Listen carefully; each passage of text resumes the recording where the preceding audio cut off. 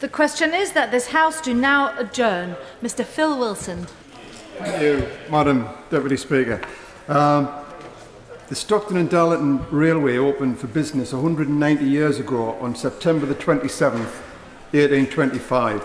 But it's 190 years ago to this very day that George Stephenson assembled locomotion number 1 at Hyton Crossing in my constituency, on the corner of what is now the Hitachi Rail Europe's new train building factory in Newton Aycliffe, at the start of the Stockton and Darlington Railway. There is a pub there now called, strangely enough, Locomotion Number 1, and the pub consists of the world's first ticket office and waiting room. I want to describe what happened that day, and I'm grateful to Chris Lloyd, the Deputy Editor of the Northern Echo, who's a local history expert, for his description of that day and the official opening of the line 9 days later. On September the 16th, 1825, a curious crowd gathered on the edge of today's Merchant Park in Newton Aycliffe and watched as the future was unloaded before their eyes. Robert Stephenson and company had made the world's first passenger steam engine, Locomotion Number 1, at their works in 4th Street, Newcastle. They had loaded it in pieces on 3 low wagons, and horses belonging to a Mr. Pickersgill had dragged it along 30 miles of muddy miles to Aycliffe Village. In the centre of Aycliffe Village, Mr. Pickersgill's horses turned west and pulled their heavy loads along the lane towards Ironton. Where the lane crossed the new track bed of the Stockton and Darlington Railway, the wagon stopped.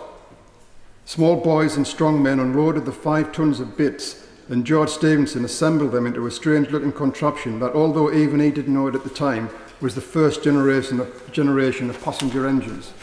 Together, somehow, they hauled or hoisted Locomotion Number 1 onto the rails for the first time and thought about getting it going. Its boiler was filled with water. Wood and coal were placed ready for ignition to boil the water into steam, but no one had a light.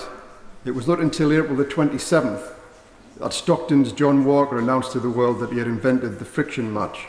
Frustrated by the unnecessary delay, George Stephenson sent a messenger to walk the mile or so into Aycliffe to collect a lighted lantern. As the messenger left, navvy Robert Metcalfe of Church Street, Darlington, stepped forward. He always carried a burning glass, a piece of glass that, like a magnifier, through which he focused the sun's rays so he could light his pipe of tobacco.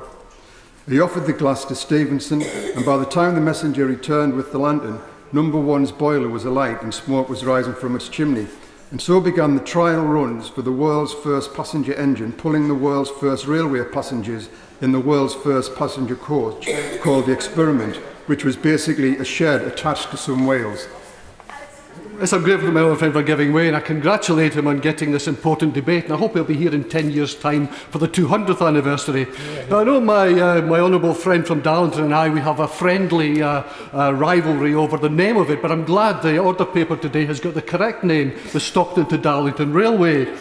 But not only was Stockton the starting point for the first ever passenger railway journey, but I would say to the House tonight, and it may well contradict what my honourable friend has said, we have got the first ticket office actually in Bridge Road. But does my honourable friend agree with me that regardless of all these differences, we need all our organisations to come together so that in 10 years' time we can really have the sort of celebrations that our communities deserve at that time? Here. I agree with that, but you may have the first ticket off in waiting room, but the first one used was at Ironton Crossing. As I was saying, the train's run was successful enough for the Stockton and Darlington Railway to open 9 days later on September the 27th, and that inaugural run from Shildon to Darlington and then Stockton, Locomotion Number 1, it pulled the first train full of coal, bands and people along the track which today is on the boundary of the new Hitachi factory. I'm very grateful to my honourable friend for giving way, but further to the intervention from the member for Stockton North, I would just like to make it clear that we of course have the first passenger railway station at North Road in Darlington. And although the name of the line is Stockton to Darlington, it should be noted that actually it was the people of Darlington that raised the money and paid for the line. All but £1,000 was of course raised in Darlington. But everything the honourable friend has said is absolutely right, and I understand that the railway tavern is actually still used. It's the longest used railway tavern in the world. Now, the 600 or so passengers on board, the directors sitting in the luxury of the experiment, while the world's first railway enthusiasts clung to the signs of the coal trucks, could not believe their eyes as edges and trees flashed by at unbelievable speeds. And now, the Hitachi Rail Europe factory, which is its official opening on September the 3rd this year, brings 730 jobs, thousands in the supply chain, and train building literally full circle back to where it started. The new trains will enter the rail network by joining the exact route used by George Stephenson's locomotion number 1, and where it was tested to the outstanding speed of 15 miles per hour. The new intercity trains will be a lot faster and more comfortable, but we must salute the engine, the energy, the drive and ambition of the early rail pioneers. On September the 16th, 1825, locomotion number 1 didn't just pull one railway train, it pulled the world into the mass transport era of the railway age. Such is the pride of the people of the North East and the importance of the Stockton and Darlington Railway that at 50 years, 100 years and 150 years after 1825, the opportunity to celebrate this gift to the world is being celebrated with processions, fairs, gatherings of locomotions and exhibitions. From major celebratory events to specially cast medals, these anniversaries have been marked with great spectacle.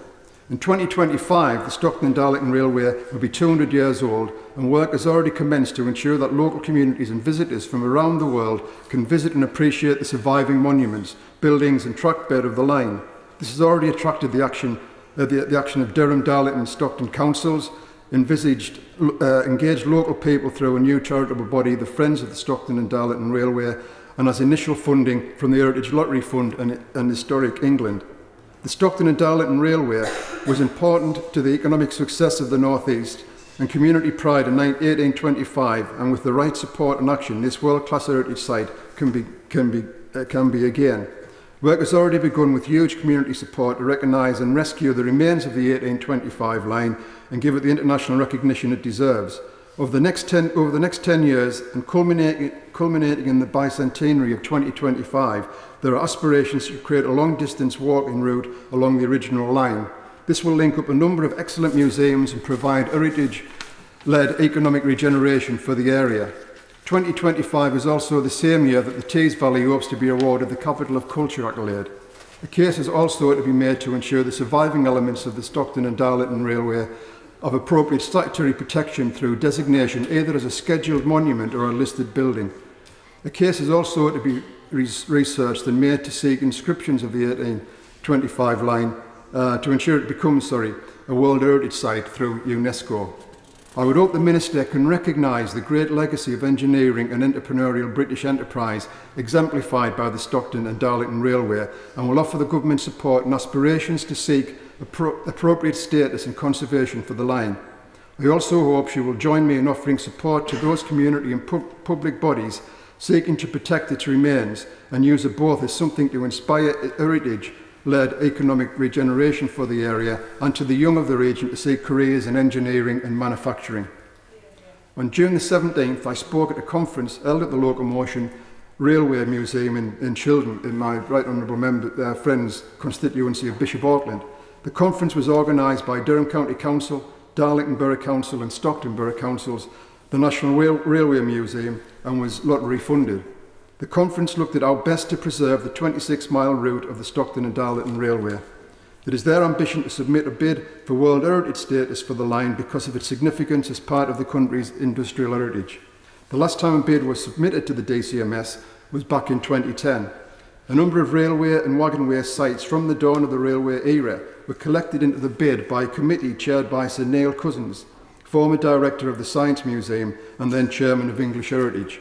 The sites included the Causey Arch and the Tanfield Railway, Wylam Wagonway and the Stephenson Birthplace, Stephenson's Locomotive Works in Newcastle, the Bowes Railway, the Liverpool Road Station site and the Stockton and Darlington Railway between Etherley and Darlington. The application, entitled Birth of the Railway Age, Genesis of Modern Transport, was submitted to the DCMS in competition with 37 other bids. Although it was rejected in 2011, I understand the DCMS and the heritage agencies were requested to undertake a study to consider whether it would be possible to address the concerns that had been identified. However, no such study has been undertaken. Can the Minister say whether such a study can be undertaken now because of the clear importance of maintaining the early examples of the country's railway infrastructure? I know that UNESCO and the DCMS lay a lot of weight behind community engagement.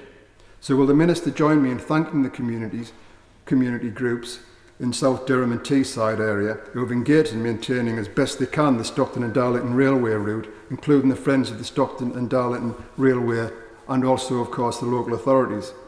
What more can the Minister do, and what advice can she give to ensure a successful bid for World Heritage status for the Stockton and Darlington Railway, either as a single bid or as part of a joint bid with other railway lines and wagonways? As the Minister knows, the heritage industry is an asset to the UK economy. Recent analysis shows that cultural heritage-based tourism accounts for £5 billion in GDP and some 134,000 jobs. When indirect effects are included, the figure rises to at least £14 billion and 393,000 jobs. I want some of that for Durham and the Tees Valley.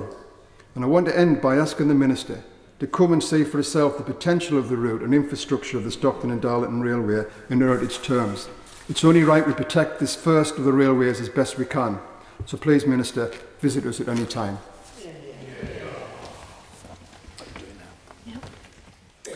Order.